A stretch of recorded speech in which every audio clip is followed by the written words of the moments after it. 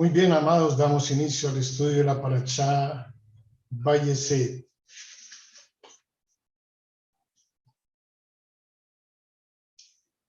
Enseñan nuestros sabios de la Torá, nuestros sabios de Israel, que el profeta Oseas, fue uno de los profetas más ilustres en aquella época. Fue contemporáneo de otro gran profeta, de Isaías, Yechayahu.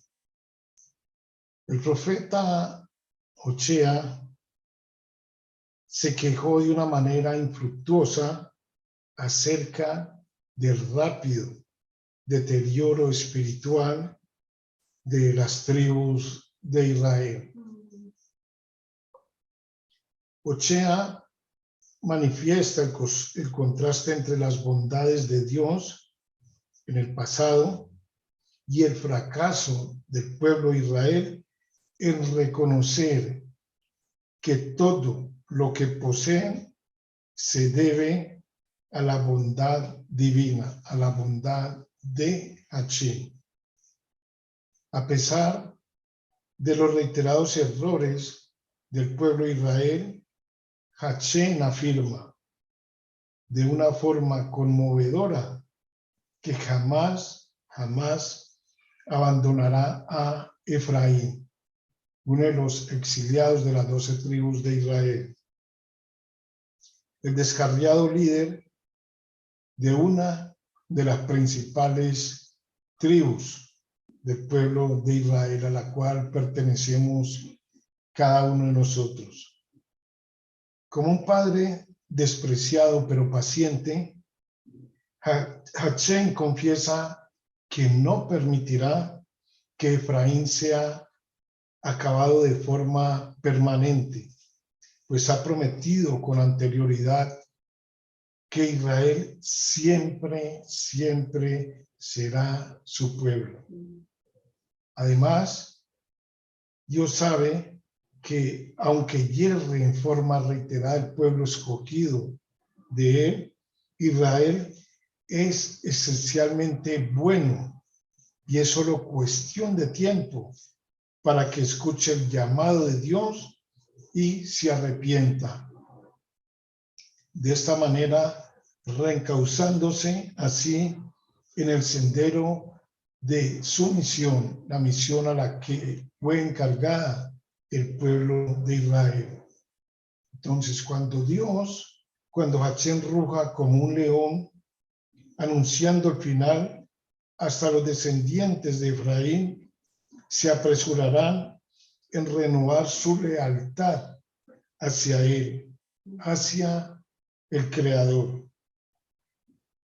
El profeta Oseas declara que también Yehudá, la otra tribu, la tribu judía, flaqueará en algún momento y que será castigado por eso.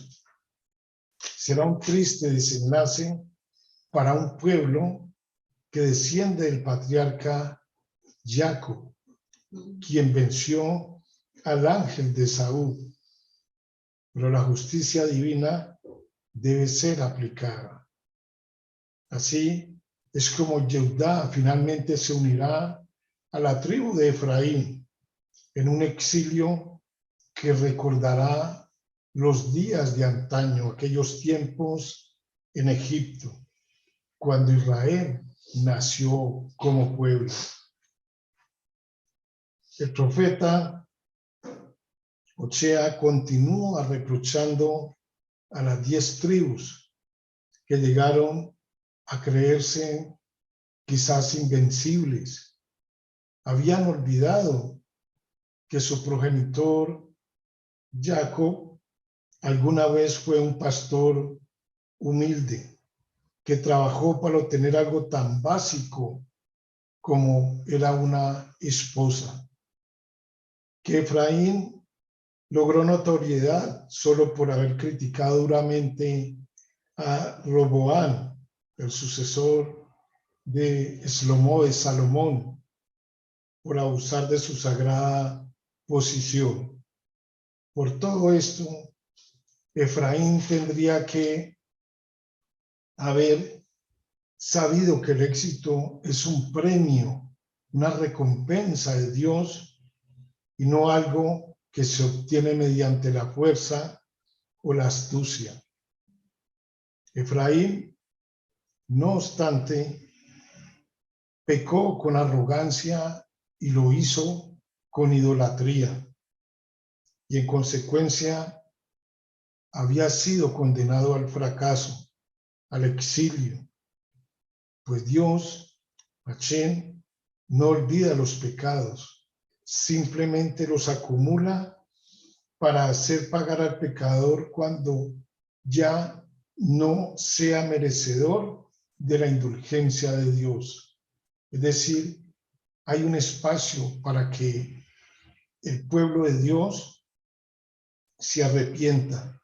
Los pecados de Israel son especialmente graves debido a que olvidó de que fue Dios, de que fue Hashem quien lo conformó como un pueblo, como una nación.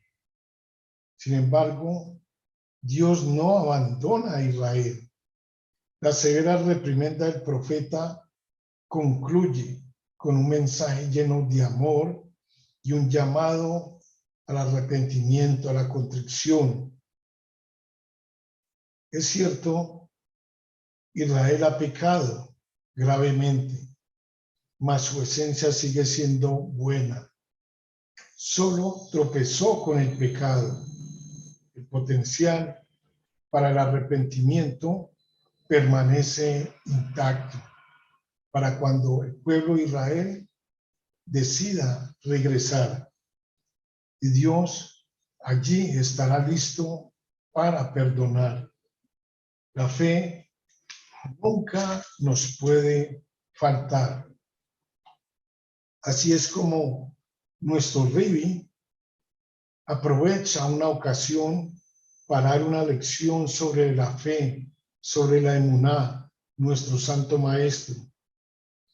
Como está escrito en el libro de Meir, Marcos, capítulo 11, desde el versículo 12. Está escrito: y al día siguiente, cuando salieron ellos de Bejanyá, tuvo hambre. Y viendo de lejos una higuera que tenía hojas, fue allá por si acaso hallaría en ella algún fruto. Mas llegando, nada halló, solamente hojas, pues no era tiempo de higos, no era tiempo de la cosecha. Y hablándole, nuestro santo maestro le dijo a la higuera: nunca coma alguien fruto de ti. Y sus talmidín, sus estudiantes, estaban escuchando. En el versículo 20 encontramos escrito: y pasando muy de mañana, vieron que la higuera se había secado desde las raíces. Y Kefa, el apóstol Pedro, recordando, le dice: Rivi, mira, la higuera que maldijiste se secó. Y respondiendo Yeshua le dijo: tened fe, tened emuná, obediente en Elohim. De cierto os digo, cualquiera que diga a este monte: quítate de aquí y échate en el mar, y no dude en su corazón, sino que está convencido de lo que dice ha de ser cumplido, lo que diga le será hecho. Es decir, el santo maestro está diciendo: tengan fe, tengan emuná. Por esto os digo, todo cuando oréis y supliquéis, estad convencidos que lo recibiréis y os vendrá. Y cuando estéis en pie para orar esta clase de oración, aseguraos de perdonar. si tienes algo contra alguien, para que también vuestro Padre Celestial os perdone vuestras transgresiones.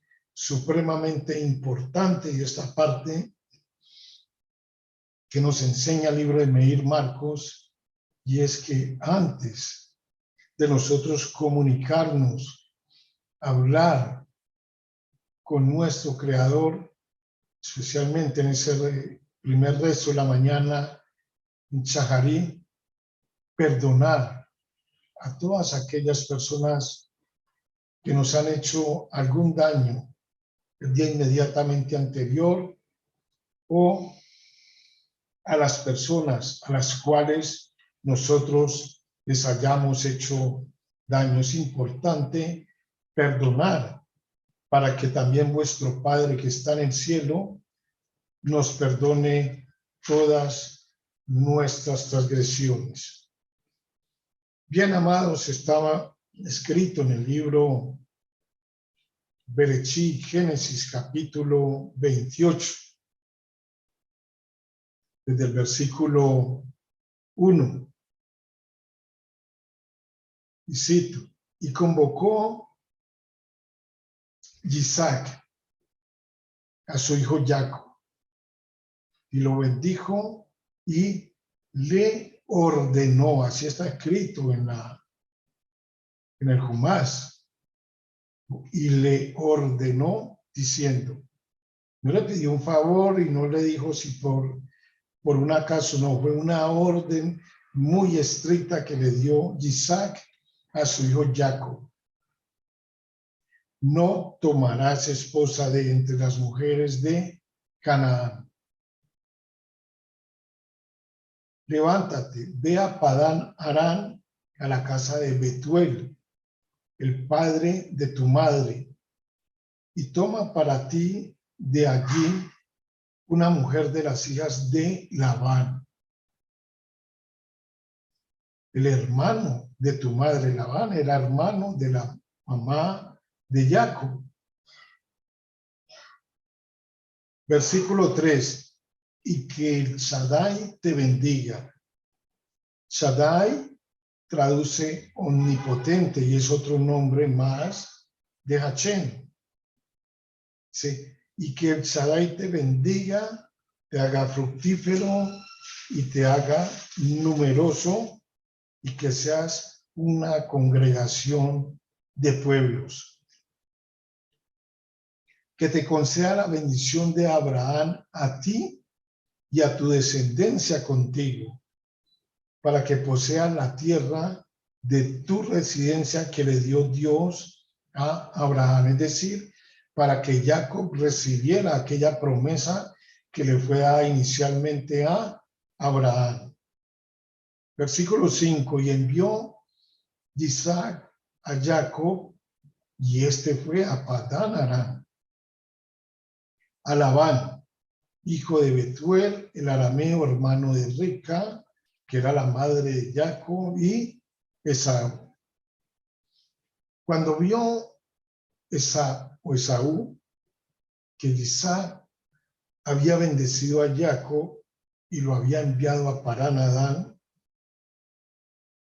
para tomar de allí una esposa, y mientras lo bendecía, le había ordenado diciendo, no tomarás esposa de entre las mujeres de Canaán, y que obedeció Jacob a su padre y a su madre y se dirigió a Padán Aram. Allí fue entonces cuando Esaú percibió que las hijas de Canaán eran perversas a los ojos de Isaac, de su padre. El mismo Esaú se dio cuenta de lo que eran realmente las mujeres cananitas. Por eso, Jacob partió de Beersheba con destino a Harán. Entonces, A continuación, tenemos la participación de nuestro talmidín, de nuestro discípulo Fabián. Fabián, te escuchamos.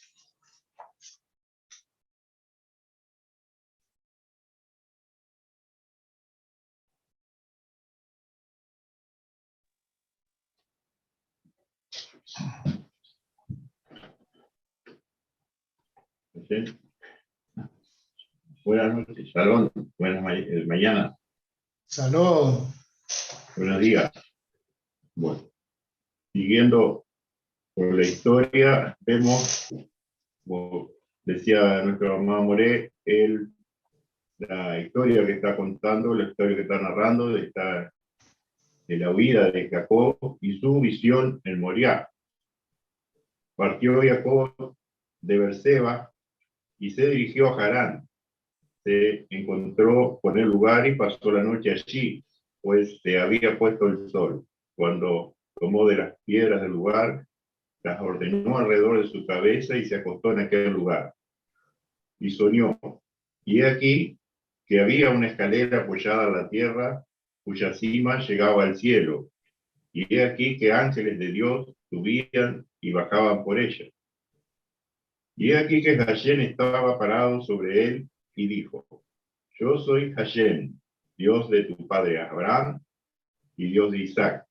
La tierra que está sobre la que estás acostado, a ti te la daré y a tu descendencia. Y será tu descendencia como el polvo de la tierra, y te extenderás poderosamente hacia el oeste, hacia el este, hacia el norte y hacia el sur. Y todas las familias de la tierra se bendecirán por ti y por tu descendencia. He aquí que yo estoy contigo, te protegeré donde quiera que vayas, y te haré retornar a esta tierra, pues no te abandonaré hasta que haya hecho lo que he hablado respecto de ti. Se despertó Jacob de su sueño y dijo: Ciertamente está presente Hashem en este lugar, y yo no lo sabía. Y se asustó y dijo: Qué temible es este lugar. No es otra sino la morada de Dios, y esta es la puerta de los cielos. Madrugó Jacob a la mañana y tomó la piedra que colocó alrededor de su cabeza y la puso por pilar, y vertió aceite sobre su parte superior, y llamó a aquel lugar Betel. Sin embargo, Luz era el nombre de la ciudad originalmente. Entonces hizo Jacob un voto diciendo: Si ha de estar Dios conmigo, protegiéndome en este camino por el que estoy yendo, dándome pan para comer y ropa que vestir, y si he de retornar en paz a la casa de mi padre, y ha de ser Hashem un Dios para mí, entonces esta piedra que he puesto por pilar se transformará en una casa de Dios, y de todo lo que me des a mí, separaré una y otra vez un diezmo para ti. Algo, porque esto es mucho, hay mucho para sacar acá, mucha riqueza, en este encuentro que Jacob tiene con Dios, donde Dios se le aparece. Dice, la promesa de Dios es no abandonar a Jacob hasta que haya hecho todo lo que ha hablado acerca de Jacob. La respuesta de Jacob fue obediente y reverente. Dios le entrega la tierra a Jacob y Jacob responde haciendo un voto y se une a Dios. No solo diezma la tierra, sino también su vida y descendencia después de él. Ahora Jacob es uno con Dios en propiedad horizontal y también en propiedad vertical, cielo y tierra. Con este acontecimiento extraordinario en la vida de Jacob, Dios tenía total control del futuro con respecto al futuro de la humanidad y su plan de redención. Cada uno de nosotros que imitemos la conducta de Jacob, tenemos una parte en estas bendiciones, tanto en esta tierra como en el mundo por venir. Que Hashem halle gracia de nosotros y seamos meritorios para tener parte en todas estas bendiciones para todas las familias de la tierra. Hebreos 11, 8 al 21, por la fe, Jacob al morir bendijo a cada uno de los hijos de José y adoró apoyado sobre el extremo de su bordón. Dios se agrada de la confianza en sus promesas. No perdamos pues esta confianza, pues de grande galardón. La verdadera riqueza está en confiar en Dios, no en el dinero, en el dueño de la tierra y no en los recursos que da la tierra. Que Hashem nos bendiga y nos ayude entonces a seguir adquiriendo realmente de esta conexión, de esta bendición de Jacob y de esta historia, de este acontecimiento que tocó realmente a nuestro patriarca Jacob, y cómo vemos el final de su vida llegando y pudiendo cumplir y bendiciendo, como contaba también Moré, en parte a Benjamín y a los hijos de José, por esa fe que cumplió, como dijo Dios: haré todo lo que tengo acerca de ti. Dios cumplió todo lo que tenía que ver con Jacob, y vemos que también Jacob respondió, y una de esas bendiciones, lo que él tenía en ese momento era su vida, y y los diezmos representan todos los recursos que tenemos acá en la tierra. Así que conectó con Dios, y todo lo que Dios tenía para él fue posible. También nosotros que podamos aprovechar esta situación, estas bendiciones de tener, que tenemos para darle a Dios. Bueno, nuestro tiempo, nuestro dinero, es parte de nuestra vida acá en la tierra, lo que tenemos en la tierra, que podamos consagrarlo, como lo hizo Jacob, y vemos cómo Dios cumplió su parte. Así que estamos en esta confianza en estos tiempos también, que no son tiempos diferentes, sino que también son tiempos difíciles, pero por la fe podemos adquirir lo que Jacob adquirió a pesar de todo, y que podamos por lo menos ser fieles en esto. Algo tenemos para dar a Dios, como han dicho en alguna parte: lo recibido de Dios damos, y que realmente podamos imitar la conducta de Jacob. Ayer lo sigo bendiciendo. Hasta acá dijo lo que tenía para compartir. Amén, perfecto, muy bien. Fabián, sea la gloria para el Eterno por la sabiduría que Él le ha dado. Bien, amados, hablaba nuestro Talmidín Fabián acerca de la relación tanto vertical como horizontal entre Jacob y Dios, entre Jacob y nuestro Creador, una relación que nosotros tenemos que mantener viva cada día, también en ese sentido, tanto a nivel horizontal, cuando nos enseña que debemos de tener paz, estar a cuentas con nuestros semejantes, para poder estar a cuentas de una manera vertical con el cielo, con nuestro Creador. Muy bien, Fabián, excelente. Dos grandes cosas tenía para desarrollar Jacob cuando él partió hacia Harán. Estas dos grandes cosas, estas dos grandes buenas intenciones eran: la primera, para encontrar una buena esposa, y la segunda, para convertirse Jacob en el padre de las 12 tribus de Israel. Ahora, es muy importante este tema para todos, absolutamente. Así haya gran mayoría de mujeres dentro de nuestra comunidad, es una enseñanza que podemos trasladar a nuestros hijos. Sí. Veamos esto. Enseñan nuestros sabios que el matrimonio judío comienza con la firma de la Ketubá. Muchos ya tienen este conocimiento, que es un documento legal de matrimonio, en el cual el novio se compromete a ser un buen y fiel esposo. El primer párrafo establece que el esposo se ha comprometido con su nueva esposa diciendo: trabajaré para ti, te respetaré y te sustentaré. Una palabra importante que parece faltar en este compromiso es amor. Uno pensaría que un matrimonio exitoso es uno en el que los cónyuges se aman uno al otro de una manera profunda. El amor es lo que los conecta y crea una unión profunda y armoniosa. Entonces, ¿por qué falta este ingrediente crucial en el documento del matrimonio, en la Ketubá? Para entender esto, necesitamos examinar el desarrollo de las relaciones. Tenemos que, al nacer los bebés, están totalmente absortos en sí mismos,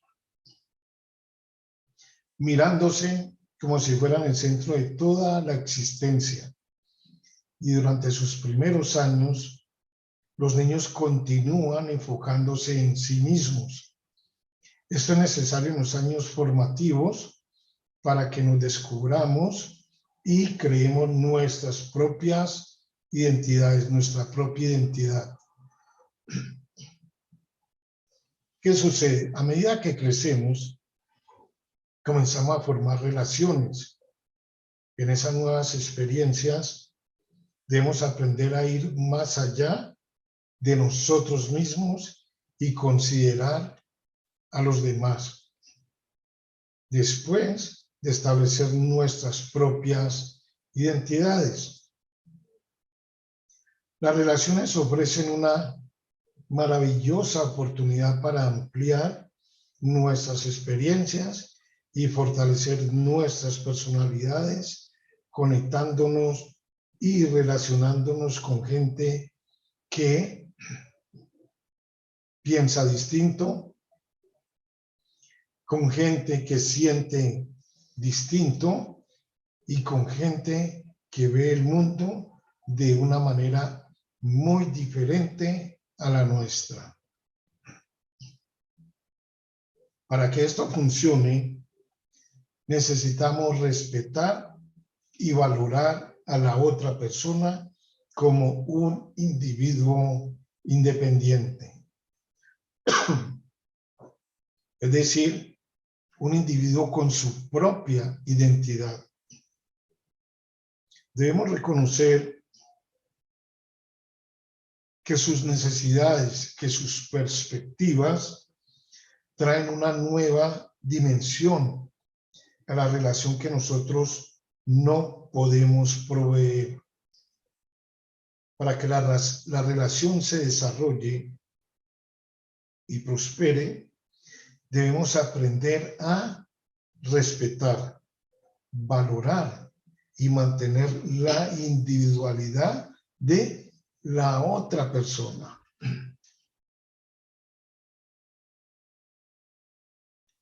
El amor por sí solo puede ser egocéntrico. Lo que a veces parece ser un amor intenso es realmente una expresión de autointerés y búsqueda de placer. Desafortunadamente, no es raro ver relaciones que comiencen con un romance intenso y que rápidamente se empiecen a deteriorar. Apenas uno nota que el otro no es el ser humano perfecto que pensamos. Para que el amor sea real y duradero, debe estar construido sobre una base de respeto profundo, el uno para con el otro.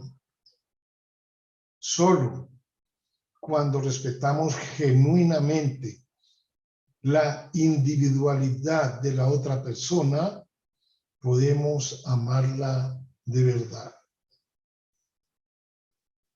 Es decir, no podemos imponerle cosas a la otra persona de acuerdo a lo que nosotros queramos.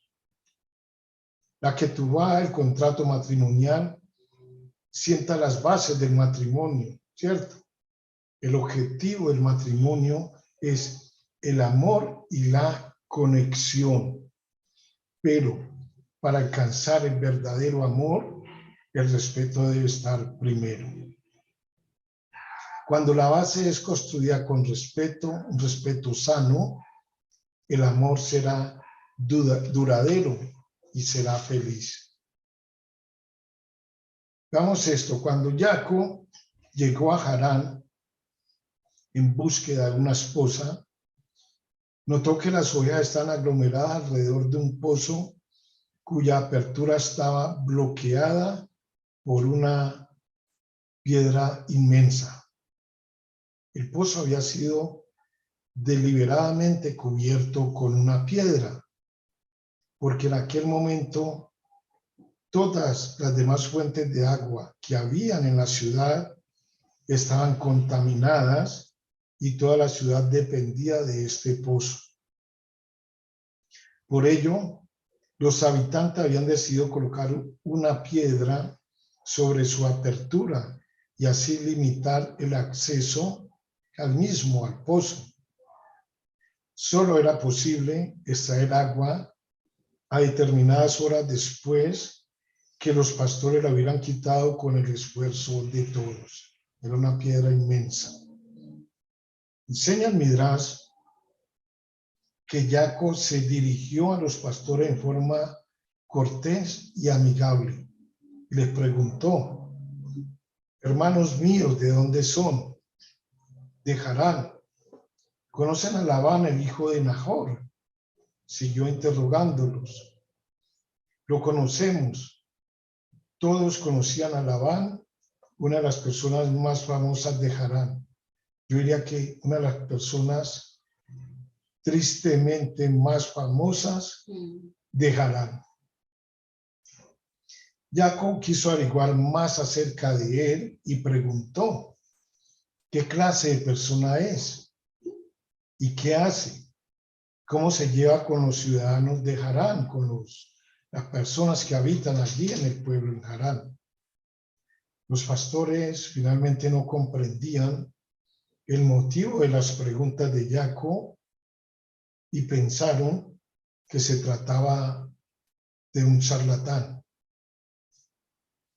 Le dijeron: si estás interesado en conversar, le contestaron: aquí está Rachel, su hija, que viene con sus ovejas.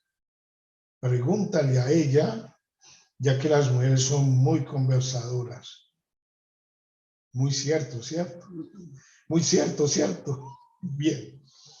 Jacob reprochó a los pastores. Les dijo: ¿por qué están sentados junto al pozo sin hacer nada? Si son trabajadores, es vuestra obligación seguir pastando las ovejas hasta la medianoche. Si estas son vuestras ovejas, no es aún la hora de reunirlas para la noche. Los pastores explicaron a Jacob que estaban esperando que todos llegaran para poder hacer rodar la piedra del pozo y dar agua a las ovejas. Mientras conversaban, apareció Rachel. Apareció con las ovejas de Labán, porque ella también era pastora de ovejas. Entonces, ¿qué sucedió aquí?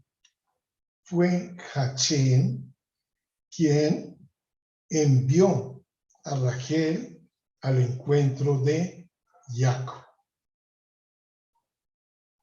Pues ella está predestinada a ser su pareja, a ser su esposa.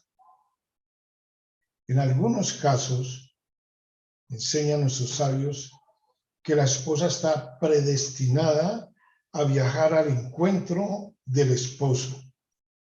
En otros, el esposo viaja al encuentro de ella. Sin embargo, no importa cómo ocurra, se encontrarán si así ha sido decretado por el cielo. Tenemos algo para aprender aquí. Una noble romana preguntó cuánto tiempo le llevó a Hachén crear el mundo. 6 días, contestó el sabio. Y desde entonces, ¿qué ha estado haciendo?, preguntó. Formando parejas, uniendo esposos a sus futuras esposas. ¿De eso se ocupa?, preguntó de una manera burlona. Yo también podría hacerlo, dijo la mujer. Yo poseo un gran número de sirvientes, hombres y mujeres, y podría casarlos entre sí en 1 minuto. ¿Tú piensas que es fácil?, contestó el sabio. Pero para Hachén es tan difícil como quería Yansú la partición de las aguas del Mar Rojo. Seguidamente, la noble formó fila de sirvientes y sirvientas, 1000 por fila, y ordenó: fulano se casará con fulana. Así formó parejas a medida que pasaba por la fila. Todos se casaron en una noche. Cuando volvieron al trabajo a la mañana siguiente, daba pena mirarlos. Uno vino con la cabeza lastimada, a otro le faltaba un ojo, el otro tenía la pierna rota. ¿Qué pasó aquí?, preguntó la patrona, la noble. Yo no quiero a esta mujer por esposa, dijo un hombre. Otra mujer ripostó: yo no quiero a este hombre como esposo. La conmoción en ese momento era tremenda. Luego, la noble, la mujer, mandó a llamar al sabio. Cuando él apareció delante de ella, reconoció, dijo: no existe otro Dios como tu Dios. Tu Torá es verdadera, hermosa y loable. Cuando tú me explicaste que Hachén está ocupado formando parejas, tú hablaste sabiamente. La noble señora pensó originariamente que el mundo podría existir sin la providencia de Hachén, pero finalmente tuvo que admitir que el mundo necesita la permanente guía, de la permanente conducción de nuestro Creador. Enseñan los sabios de Israel que el rey Salomón tenía una hija de inigualable belleza. Esto ya lo he compartido, yo recuerdo años atrás, pero lo traigo a colación nuevamente para que tengamos una idea más profunda de lo que es la relación del hombre y la mujer cuando Dios nos otorga una buena esposa o a la esposa le otorga un buen esposo. Cuando Dios está en medio de esa decisión. Cuentan los sabios que el rey Salomón tenía una hija de inigualable belleza.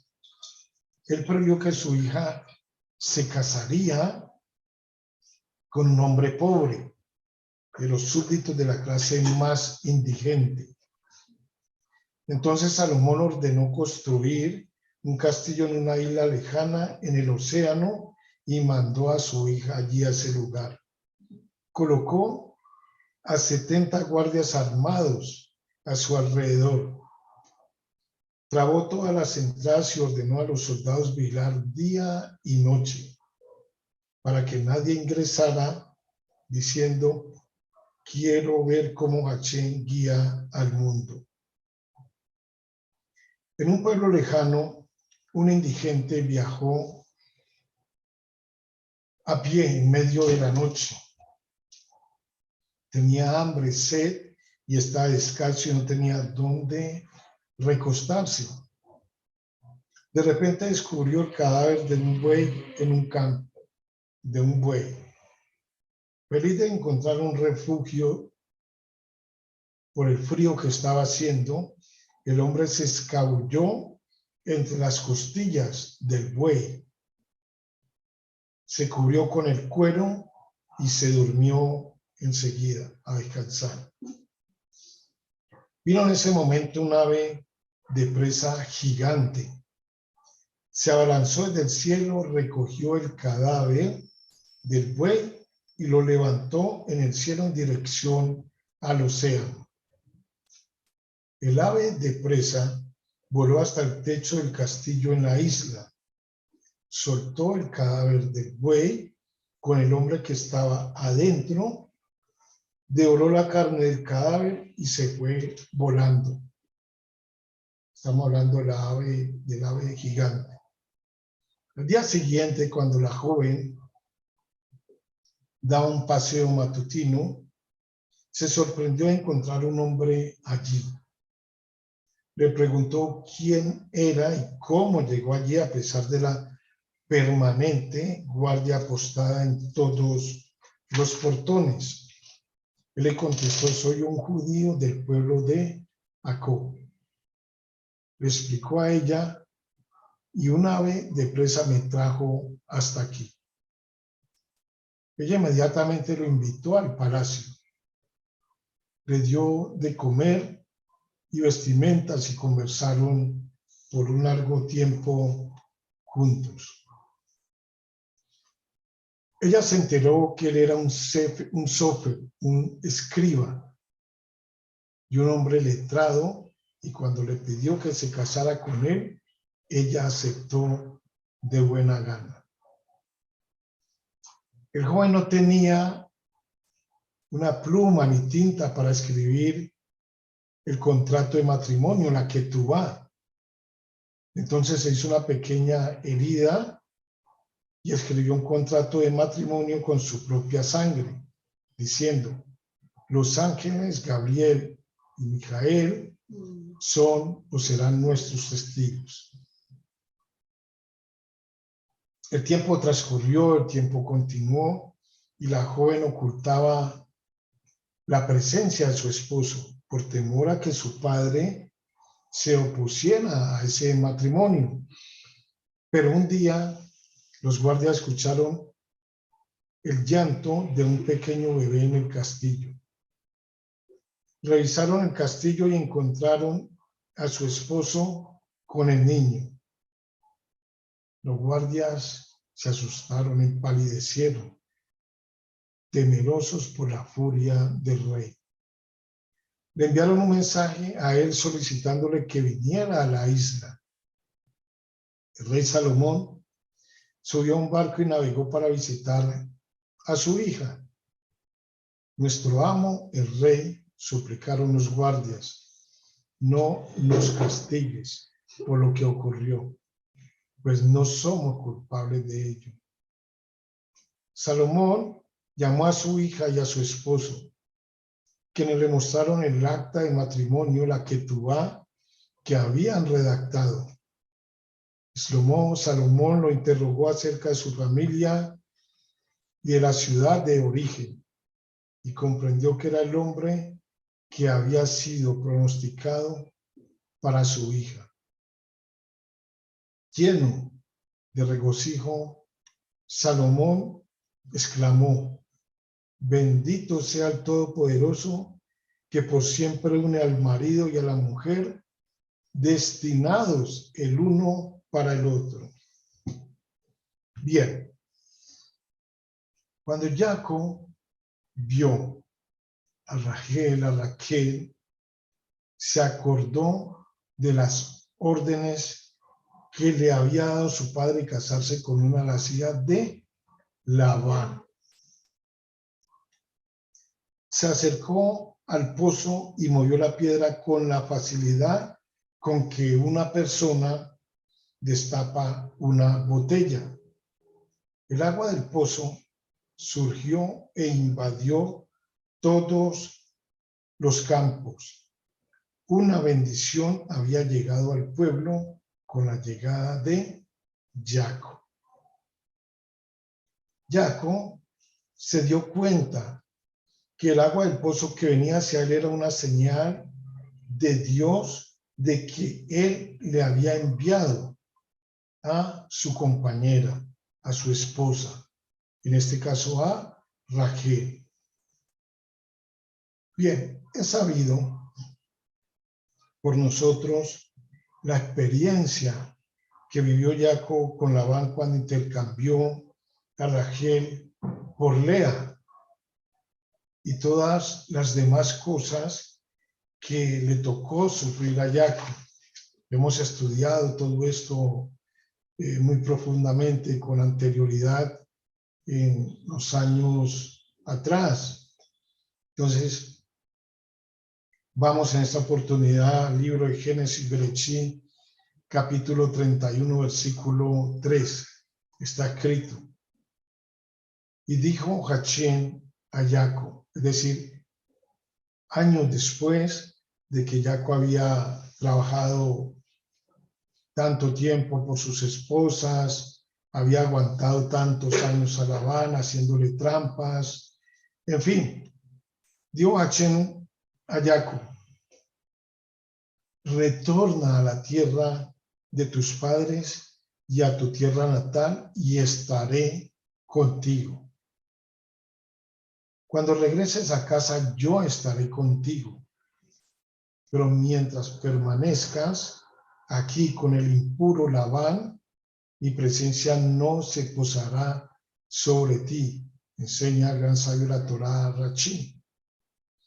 El hecho de que Dios retirara su protección de Jacob, tal como se manifiesta en el desagrado expresado por Labán y sus hijos, tenía como objetivo motivar a Jacob para que se fuera de Harán y retornara a Jerez Israel, la tierra prometida. El primer paso que dio Jacob fue convocar a sus mujeres para explicarles su postura, su opinión, sabiendo lo difícil que le resulta a la gente y en especial a las mujeres alejarse de su hogar. Jacob trató de convencer a Rachel y a Lea de la deshonestidad de su perverso padre e intentó recalcarles que resultaba imperioso partir lo más pronto posible, ya que hasta ese momento había sido solamente gracias a la protección divina, a la protección de Dios, que Labán no les había hecho daño. Entre comillas, porque él ya le había hecho otras cosas a Labán, a Jacob, Labán. Jacob no les dijo inmediatamente que Dios le había ordenado retornar a su tierra. Más bien Jacob empezó describiendo lo difícil y lo injusto que fue el trato que le había dispensado Labán. Si bien el camino más meritorio es que la persona deje de lado todas las consideraciones personales a fin de cumplir con la voluntad de Dios, por lo general conviene minimizar el desafío al que su propia fe es sometida, contemplando las ventajas de tomar el camino correcto. Lo acertado de este curso de acción que ha demostrado la respuesta que le dan a sus esposas, en las que ellas también hablaron primero de su difícil situación en Harán y recién después del mandato divino. Amados, Las pruebas de Dios siempre están calibradas para que sean acordes a la fuerza de la persona que está siendo exigida. Siempre vamos a tener vicisitudes, contratiempos, cosas que no nos agraden, pero siempre es para nuestro bien.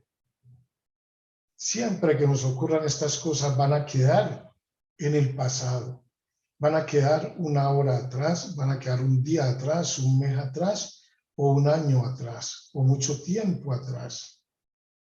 Por eso enseñan nuestros sabios, las pruebas de Dios siempre están calibradas para que sean acordes a la fuerza de la persona que está siendo exigida. Este capítulo da a entender que para Jacob el mandato divino era la única consideración que necesitaba tener en cuenta. Para sus esposas, el desafío tenía que incluir también consideraciones prácticas. Esta es una lección muy importante para nuestro diario vivir. No todos los días tienen que ser días excepcionales, días súper buenos, días agradables. ¿Quién no quisiera que todos los días fueran así? Pero siempre que vienen determinadas pruebas a nuestras vidas, es para aprender, para pulirnos, para llamarnos la atención, para que nos corrijamos, para que aprendamos de esas situaciones que estamos viviendo y crecer. ¿Crecer para qué? Para nuestra propia experiencia, pero también para ayudar a otros en la posteridad. ¿A quiénes? Quizás a nuestros seres queridos, a nuestros hijos, a nuestros hermanos, a alguien que quiera escuchar una palabra de aliento, una experiencia que hayamos vivido. Entonces, cuando Labán regresó a su casa, ¿qué sucedió? Se volvió pobre otra vez. Quedó con lo poco que poseía antes de que hubiera llegado Jacob.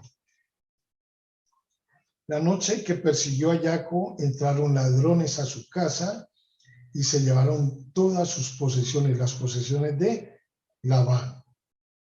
Así se dio cuenta claramente que solamente había sido bendecido gracias a Jacob. Cuando Jacob llega a la tierra de Israel, ingresa a la tierra de que eres Israel, se encontró con dos grupos de 600,000 malaquines, ángeles. Un grupo venía para partir, eran los ángeles que lo acompañaron fuera de Jerez Israel. El segundo grupo que vino en su encuentro eran los ángeles de Jerez Israel, quienes ahora se quedarían con él. Los ángeles cantaron y bailaron frente a él por su regreso a la tierra prometida. ¿Por qué Jacob mereció semejante bienvenida de parte de los anfitriones del cielo? Jacob pasó 20 años completos en la casa de Labán, el hechicero e idólatra, a quien fuera la fuente de todos los poderes impuros y oscurantismos de aquellos tiempos. A pesar de la atmósfera de impureza que prevalecía, Jacob pudo sobreponerse a su yeser hará, a la inclinación a hacer el mal, aún en la casa de Labán. Cuando Jacob volvió, era la misma persona justa que cuando partió. Era una persona espiritualmente buena. Por lo tanto, fue bienvenido por los anfitriones de la Shekinah, de la presencia divina de Dios.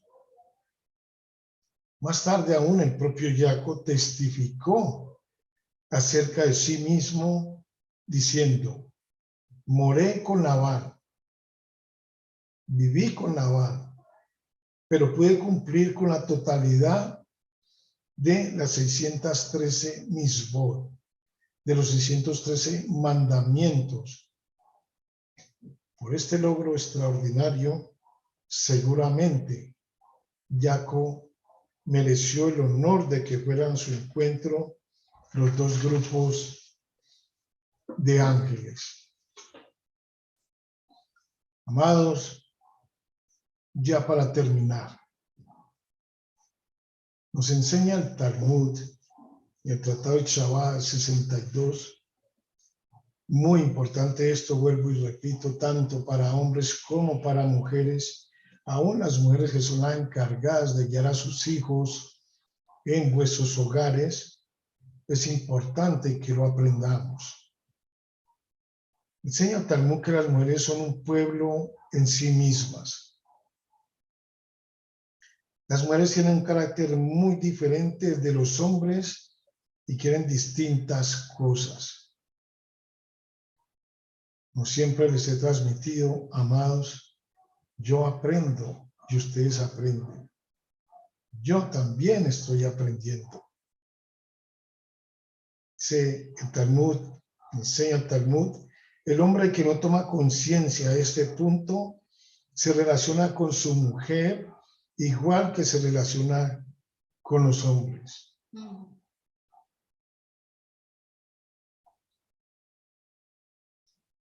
Desafortunadamente, lo he visto.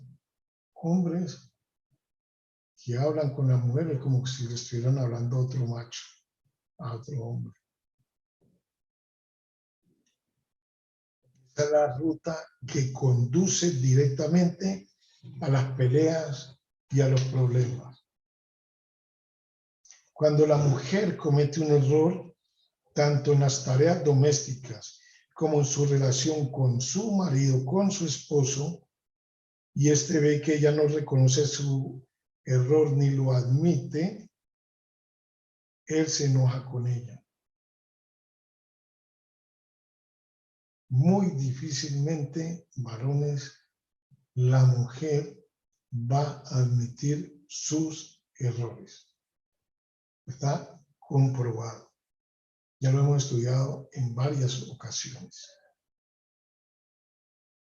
¿Por qué? Porque ellas piensan, o no, devolvámonos un poquito más bien. Dice, este ve que ella no reconoce su error ni lo admite, entonces él se enoja con ella, ¿cierto? Pensando el hombre que ella es la única mujer que se comporta así. Eso es lo que nosotros creemos. Pero en verdad, todas las mujeres se conducen de esa manera. Enseñan los sabios que cuando nació Joseph, su madre Raquel dijo, está escrito en Génesis 30:23, Dios quitó mi oprobio. El simple significado de esta frase es que Raquel ya no tenía que sufrir más la vergüenza de ser una mujer estéril. Y el gran comentarista de la Torá, Rashi, nos explica que esto tiene también una interpretación adicional. Mientras la mujer no tiene hijos, no tiene a quien culpar por sus errores cometidos.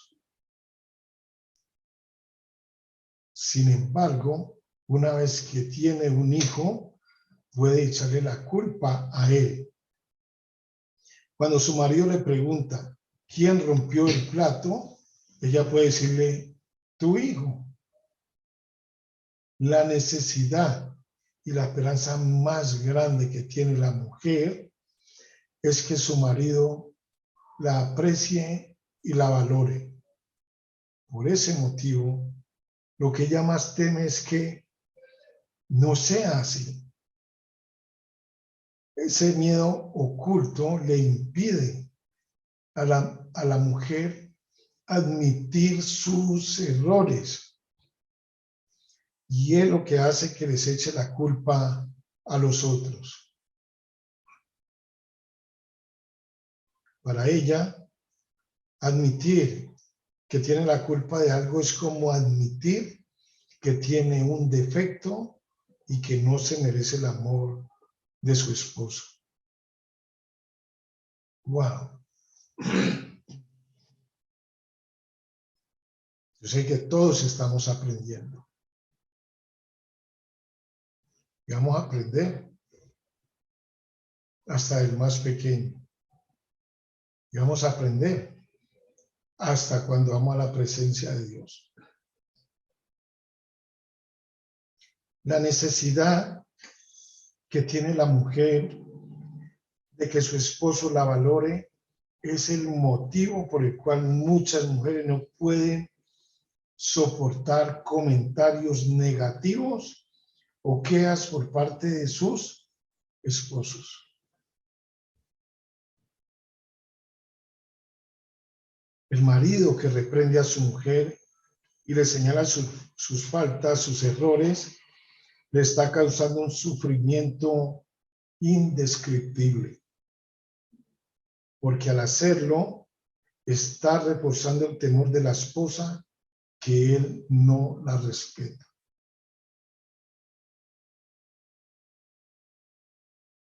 Esta necesidad de sentirse valorada y respetada también es la causa por la cual a la mujer le importa tanto el tema de la honra. Cuando el marido honra a su mujer, es una señal de que la valora, de que la aprecia, de que la ama. El honor es la fuente de la alegría y la vitalidad de la mujer. Y la más mínima falta a su honor le quita toda su alegría y toda su vitalidad. Es por eso que a la mujer le resulta tan difícil perdonar al esposo cuando éste le falta el respeto. El dolor que siente ella es muy profundo y perdura mucho tiempo. El marido no entiende por qué su mujer no puede simplemente dar vuelta a la página y olvidarse del pasado como hace él. Porque eso somos nosotros, los hombres. Esa necesidad que tiene la esposa de sentirse valorada y respetada es una de las principales causas de disgustos en el hogar.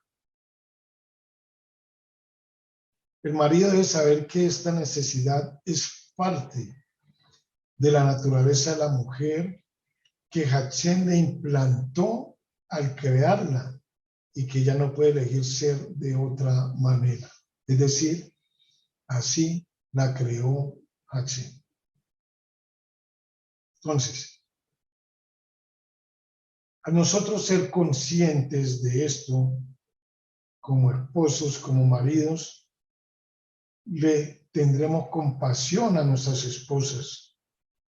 Entenderemos su dolor, la juzgaremos en forma favorable y le proveeremos todo lo que ella verdaderamente necesita, tal como se preparó nuestro patriarca Jacob.